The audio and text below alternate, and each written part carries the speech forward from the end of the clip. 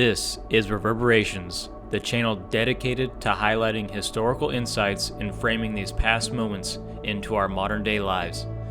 My name is Colton, and I am your host of the channel.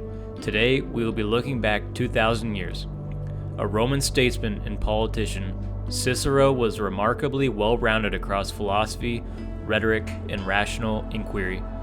He supported his beliefs with fervor, translated his politics into action, and upheld his principles with unwavering fortitude.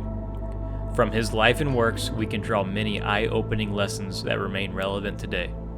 In this episode, we will explore Cicero's background, his strategic thinking, and rhetorical mastery, and how we can adapt these approaches to our own lives. As one of Rome's foremost citizens, Cicero served as a high-ranking politician, author, philosopher, orator, and lawyer. Truly a polymath at a critical juncture in Roman history. So let us step back into the tumultuous 1st century BC on the eve of the Roman Republic's fall and the rise of the Roman Empire.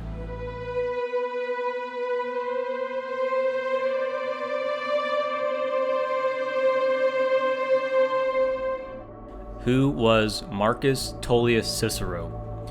Born in 106 BC, roughly 100 miles from Rome in what is now Arpinum, Italy, Cicero emerged from the equestrian class, a social rank just below the senatorial elite. Though not aristocratic, this class was moderately wealthy and afforded significant privileges and opportunities.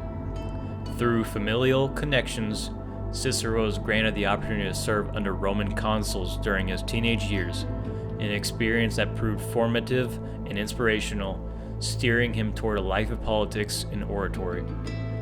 During these early years, Cicero immersed himself in a broad and rigorous education, theorizing and conceptualizing philosophical treatises on rhetoric, logic, and argumentation.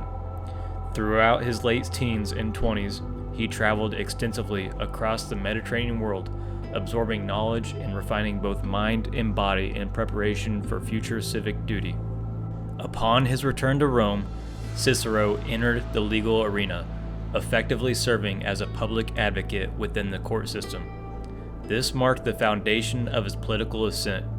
At the age of 30, he became one of the youngest senators in the history of the Roman Republic, a testament to his legal brilliance and rhetorical mastery. Respect came naturally to Cicero, earned through years of discipline and intellectual rigor. After a successful senatorial career, he was elected consul in 63 BC. The consulship, the Republic's highest executive office, was shared by two individuals at a time and functioned as Rome's ultimate leadership role. Cicero later served briefly as governor of the Roman province of Cilicia in Turkey, before returning to Rome in the twilight of his career. Parallel to Cicero's rise in Rome's judicial and legislative spheres, another meteoric ascent was unfolding, that of Julius Caesar. While Cicero advanced through law and rhetoric, Caesar climbed rapidly through the military ranks of the Roman legions. Though the two men held deep mutual respect, they diverged sharply in ideology. Cicero was a staunch defender of the Roman Republic and its system of checks and balances. Caesar, by contrast, pursued power through centralized authority, military force, and ultimately dictatorship. Cicero recognized Caesar's greatness, yet firmly believed that his ambitions threatened the very foundations of the Republic. As history tells us, Caesar's legacy did not end with his assassination. His adopted heir, Octavian, would carry it forward, laying the groundwork for one of the greatest empires the world has ever known. But where did this leave Cicero, a vocal critic of Caesar's vision? During Caesar's civil war against the Republic, Cicero walked a precarious middle ground, attempting to preserve his life while remaining true to his principles. Though viewed as an ideological obstacle, Caesar's faction allowed Cicero to live, recognizing his status as one of Rome's most eminent citizens. On the Ides of March in 44 BC, a group of Roman senators chose action over debate and assassinated Julius Caesar on the Senate floor. In theory, this was meant to preserve the Republic. In practice, it accelerated its collapse. Caesar's lieutenant, Mark Antony, alongside Octavian, rallied support to seize control of Rome and continue the march toward empire. Cicero did not participate in Caesar's assassination, but he openly supported it. This sealed his fate. Viewed as a central figure of opposition, Cicero became a target of Antony and Octavian's ambitions. In 43 BC, on Mark Antony's orders, Roman centurions were dispatched to Cicero's estate where he was executed. Many Roman statesmen, both in his lifetime and throughout the next 4 centuries of imperial rule, would later regard Cicero as the last true Roman. Octavian would ultimately defeat Mark Antony in yet another civil war, securing dominance over the Mediterranean world. He would become Augustus, Rome's first emperor, and as the saying goes, the rest is history. Yet history is written by the victors, and notably, both Caesar and Augustus held Cicero in the highest regard. That respect speaks volumes.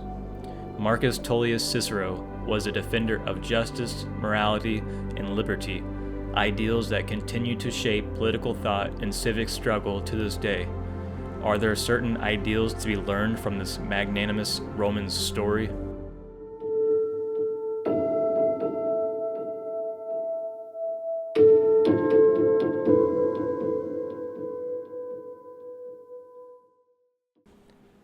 Cicero was an adamant and polarizing figure during his lifetime of public service in Rome.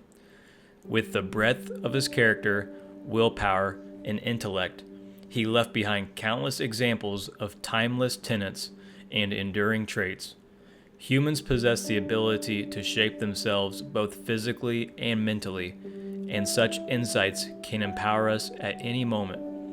Just as Cicero endured the immense pressure of the Roman political hierarchy, there are times when it feels as though the weight of the world rests upon our own shoulders. In the recesses of every mind lies the urge to become a stronger, more capable version of oneself. We strive to improve, adapt, succeed, and overcome. Cicero excelled in many aspects of life, and through that mastery, he forged an illuminating legacy. Yet fulfillment is not solely found in carving one's name into history. The truest pathway to joy and tranquility lies in conscious living. Contemplation, balance, patience, virtue, and determination. These are the mindsets that guide us toward inner calm. Many of history's great figures embraced these principles to profoundly shape human lives, but only after undergoing self-reflection themselves. Still, such transformation begins with small steps and modest actions.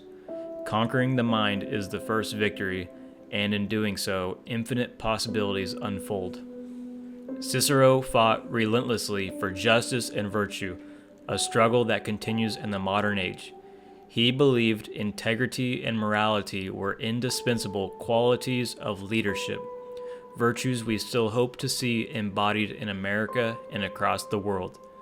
When corruption and tyranny arise, as they did in Cicero's time, persuasion, education, and reason remain stronger and more capable tools than brute force.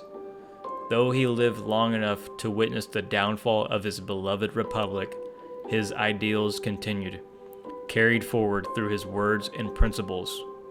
5 major takeaways from Cicero are: 1. Fight and stand up for your ideals and interests. 2. Participating in public and civic duties increases our well-being and the lives of those around us. 3. The lessons of the past guide us in the present and future. To be ignorant of what occurred before you were born is to remain always a child. Cicero. 4. Gratitude is one of life's greatest virtues. Do not view aging as a punishment, but as an appreciative mindset of our collective experiences of life. 5. It is not by muscle, speed, or physical dexterity that great things are achieved, but by reflection, force of character, and judgment. Cicero. Cicero lived over 2,000 years ago in a completely different world that we hardly understand. How can these Roman creeds affect us today?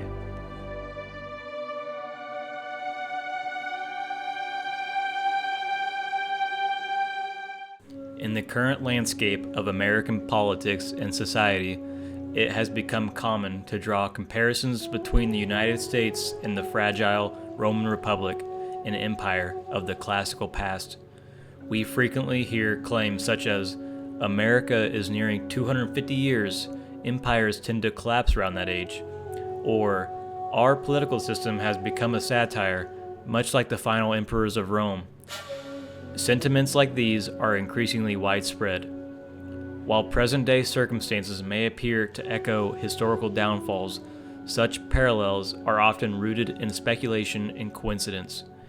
An overindulgence in historical comparison can become counterproductive, as constant rumination on past societal failures may lead to collective pessimism or even communal indoctrination.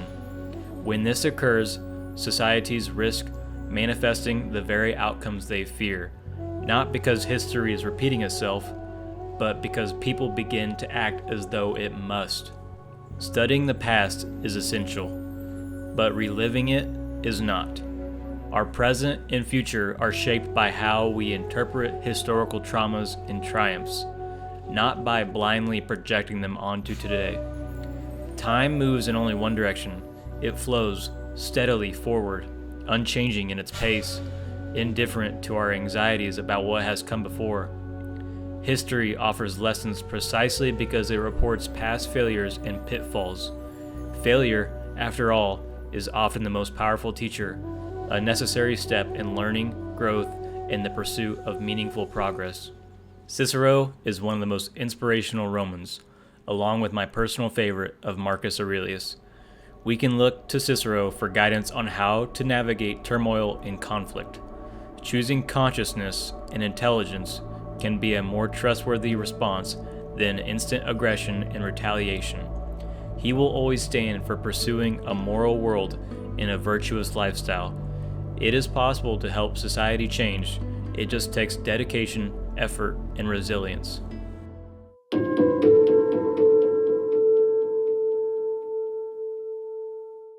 This is Colton, failing at building Rome in a day, signing off. If we listen closely, we can hear the reverberations of humanity telling us to remember, realize, and reflect.